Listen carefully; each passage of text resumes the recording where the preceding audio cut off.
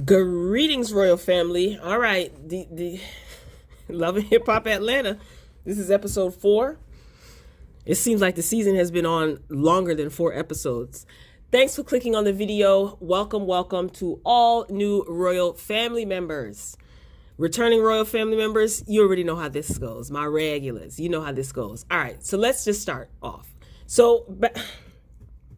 Mimi decides to put together a function where the ladies are taking a domestic violence class. I'm all for it.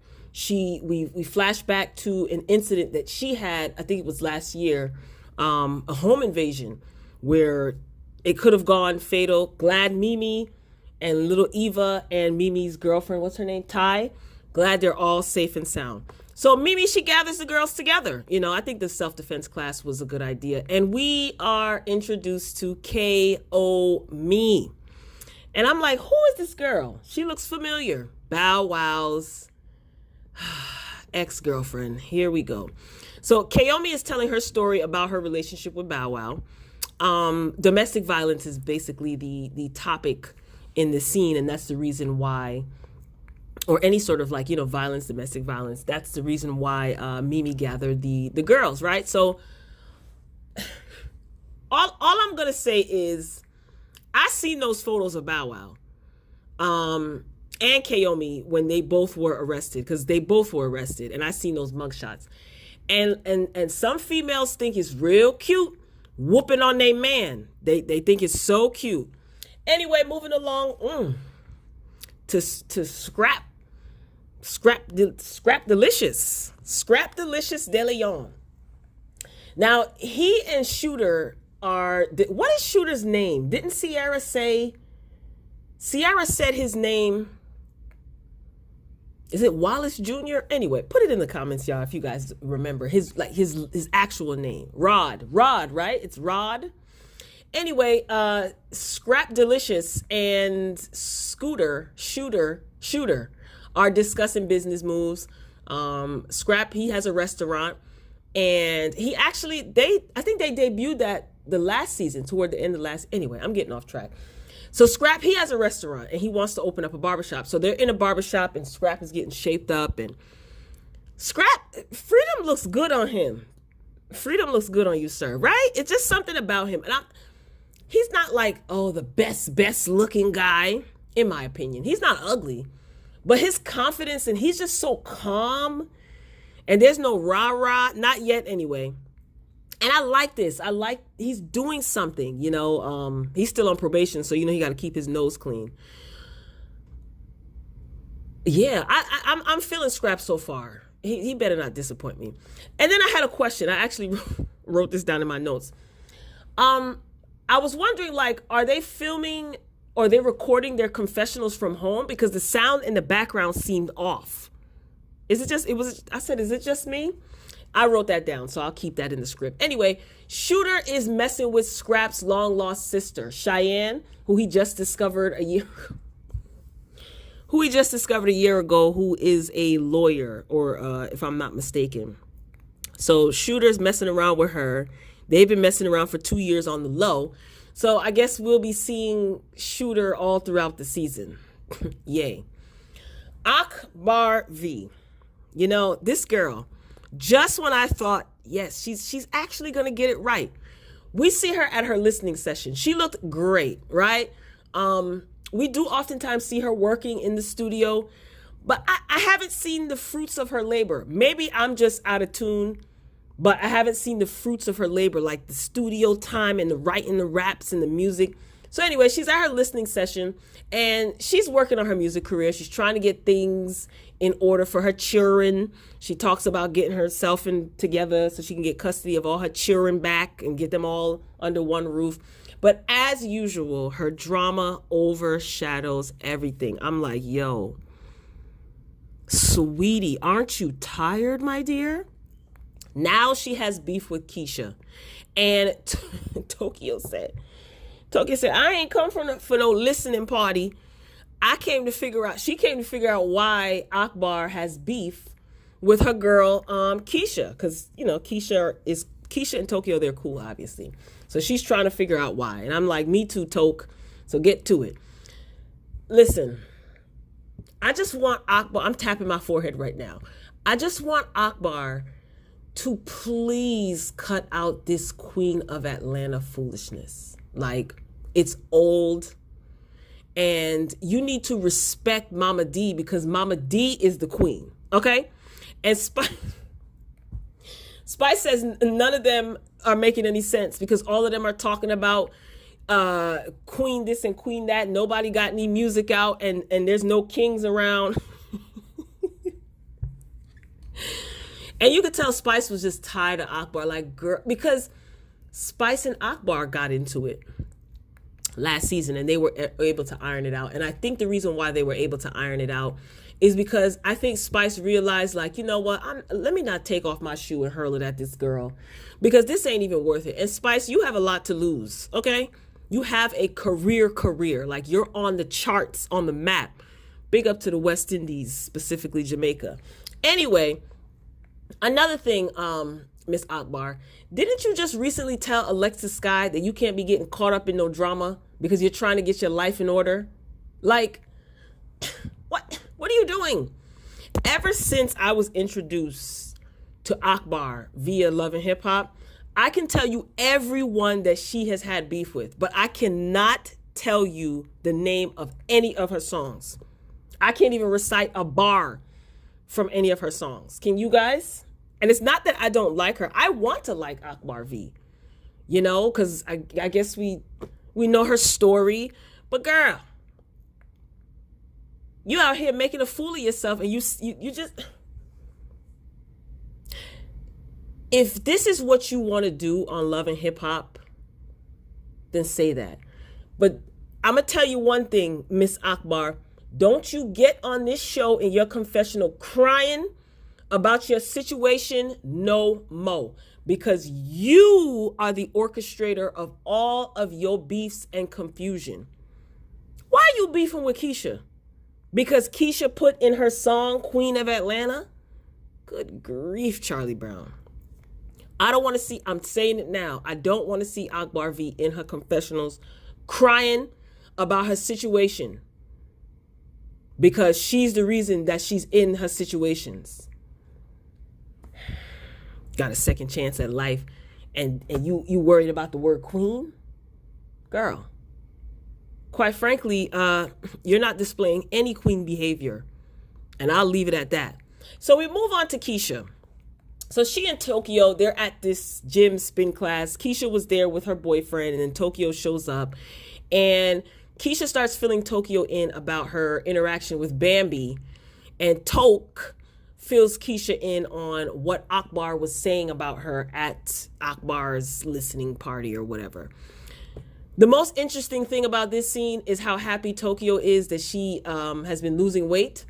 And she says that she's taking her weight loss very seriously, and she's taking her health seriously. And they flash back to her working out. Tokyo's so funny, right? She's so fun. But I like that she's happy, and she was actually ready to make the change, and she did. I think that's to me, that's the most beautiful part of this situation. No one forced her or made her feel bad about it. When she was ready, she actually took action to change something that she wasn't happy about. That was the most interesting part of this scene with Tokyo, Keisha, and Keisha's boyfriend. We move back on to Scrap Delicious DeLeon. So he's celebrating his 1-year anniversary of being free. You know what I know? Where is Scrap's brother? I can't remember his name. I always do this. Is he still locked up? What's his brother's name? Was Chance or something? Put it in the comments, y'all. I can't remember Scrap's brother. I liked him. He was cool. But was it? Never mind. Don't even put why he went to jail, because I already know. But I wonder, is he still locked up? Anyway, so we see my second favorite character, KK. Okay. She was in the building, and I do hope to see more of her this season. I like KK.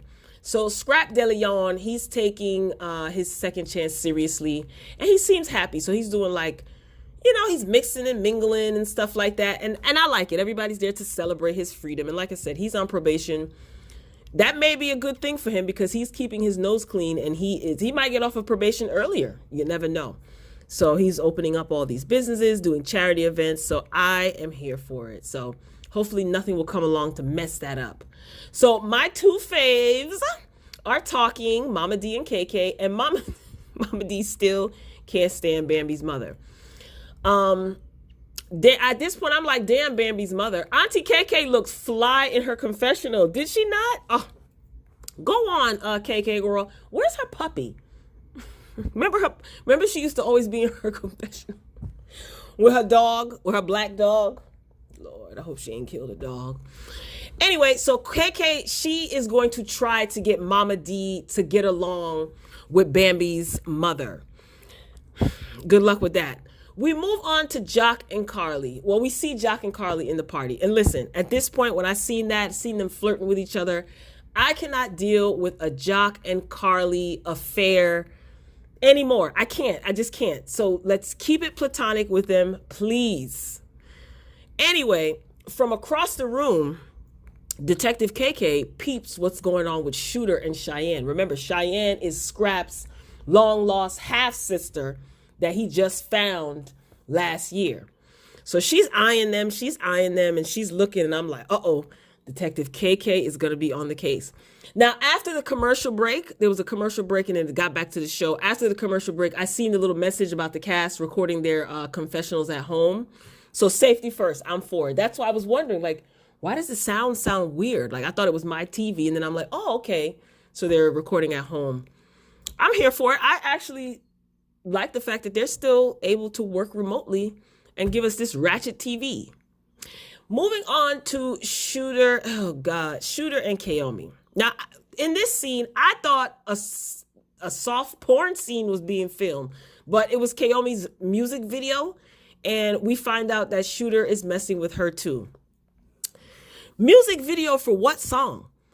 She was with Bow Wow for what, however long, and I never heard a song. Like I said, maybe I'm out of touch. I never heard a bar. I never heard a note. I never seen a music video. So now this is the storyline that they're going to go with, that she's a artist. Listen, she very well could be. Like I said, I could be wrong, but whatever. I'll go along. So they're sitting down talking, and he says that Kaomi is his favorite. Can you believe that he actually has choices? It's slim pickings. Apparently, it's slim pickings in Atlanta. Just look at Sisters. Sabrina, she can't get rid of Cal. She can't, like, take her paws off of Calvin. She's so desperate. Like, Calvin is the only man in Atlanta. Anyway, so he says that Kaomi is his favorite, right? And Kaomi, how old is that girl? She said, I told my mama about you. And her parents are not feeling the fact that she's dating him because there is an age difference. I don't remember if they mentioned how much of a difference. I think I was like filing my nail because it chipped.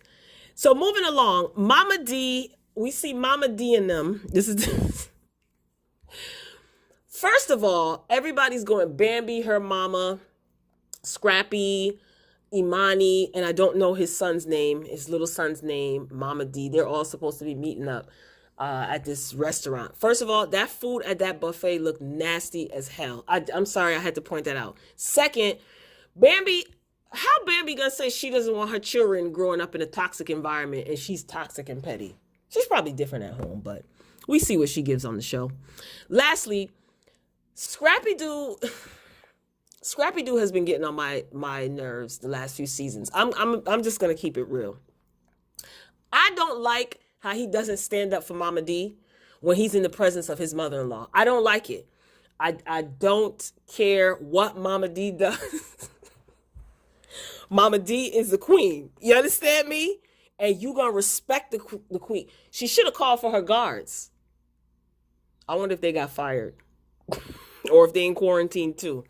I don't care what Mama D does. She's the queen. Okay? It is what it is. So the mothers, they start bickering. Bambi, Mama, and Mama D, they start bickering in front of the baby.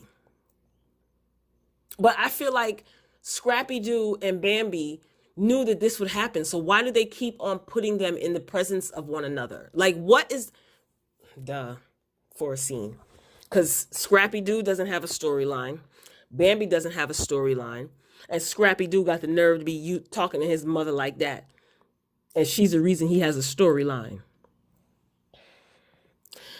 Whenever Scrappy starts talking, to me, it seems he's talking to his mother because Bambi's mother is always around. Like when he says like, oh, it's going to get to a point where nobody is going to have access to the grandkids. It seems to me that he's saying nobody, but he's really talking to Mama D because, like I said, Bambi's mother is always around. Then Bambi's mother said that Mama D...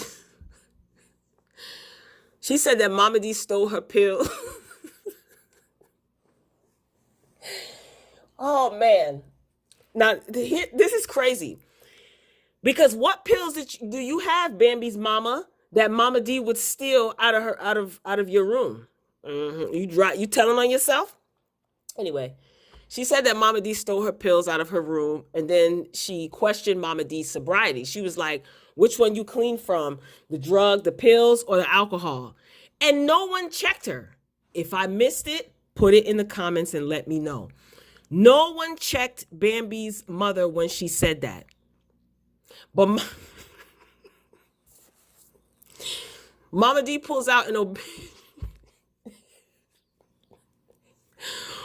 Mama D pulls out an obituary and everybody jumps on her. Like, come on. Like,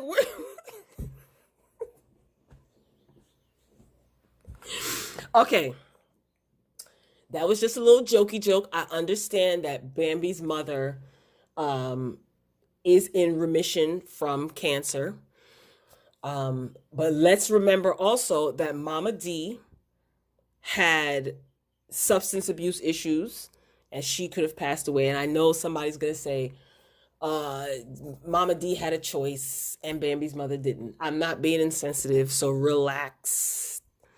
Okay, get the stick out of your behind and relax. Now, I'm keeping it real with y'all because we're supposed to be family. Did I laugh when Mama D pulled that obituary out? Yes, I did. And let me tell you why. No, for real. I did laugh because these are the antics that make her, to me, funny. And I think that this is why Mama D is always on the show, because she does these things and it creates conversations, you know. Listen, was Mama D out of line? Yes. Was Bambi's mother out of line? Yes, she was too. Both of them were out of line. If you know what I mean, one is not going to be blamed, and the other one's like it's not that bad. They're both out of line. Mama D was standing on that podium, and did you guys peep how Scrappy was reading the obituary? And he said to her, you know, this is too far.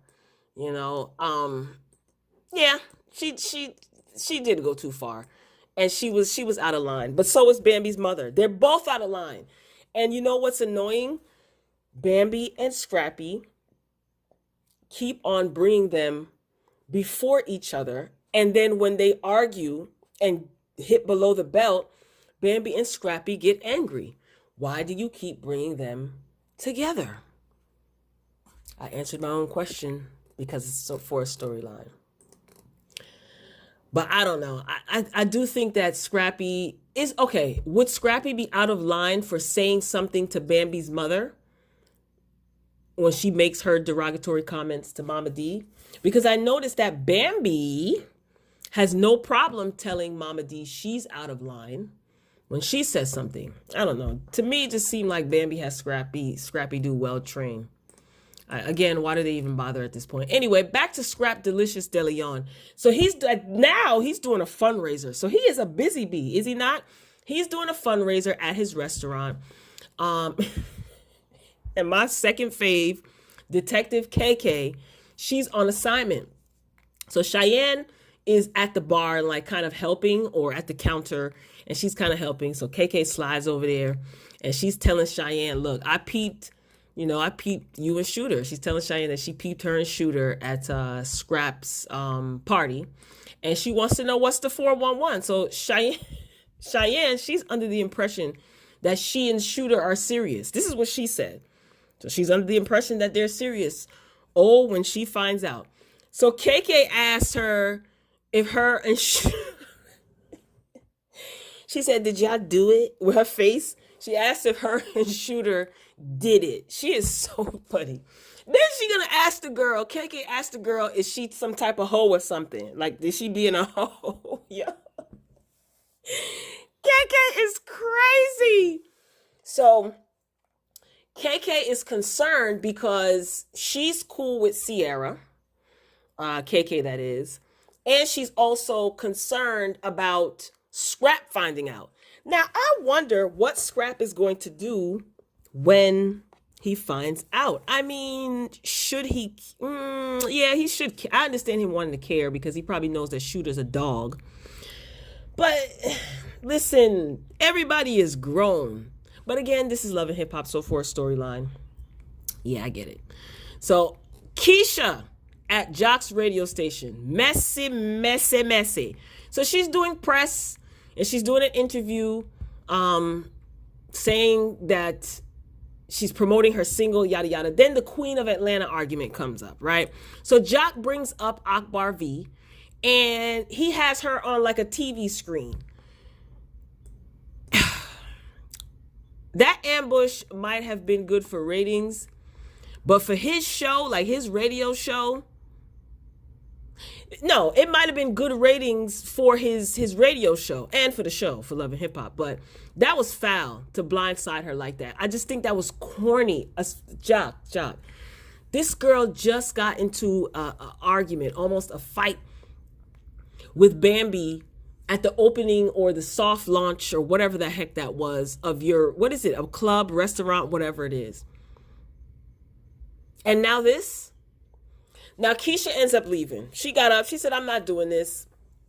Akbar is on the little TV screen saying that Keisha doesn't write her own raps. If you want to be the Queen of Atlanta, you should write your own raps. Then Jock, he reveals in his confessional that he was looking forward to someone putting Akbar in her place. Where your girl at? Tell your girl to do it. But then they're not on good terms right now. I'm like, and if you feel that, why don't you tell Akbar about herself? I mean, you don't have to argue with her, but tell her, like, look, give her some career advice. What kind of foolishness is that? So Keisha is not having any of it, honey. She is in the hallway. She wants her parking validated, and she is cussing Jock out.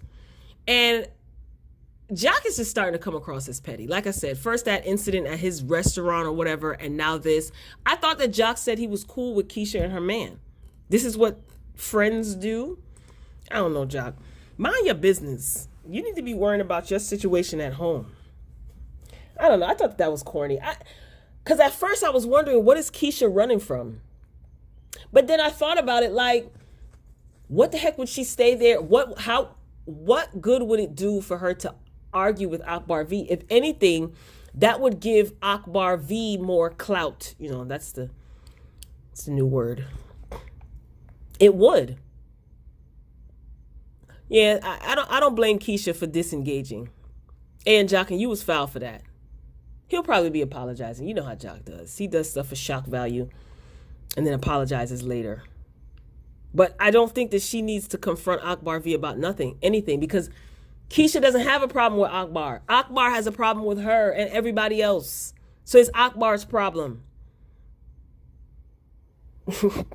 Keisha says she want her parking validated.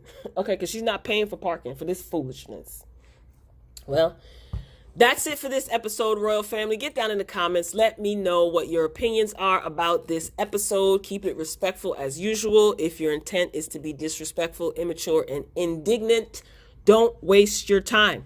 Royal Family, I love you for watching. And until next time, peace.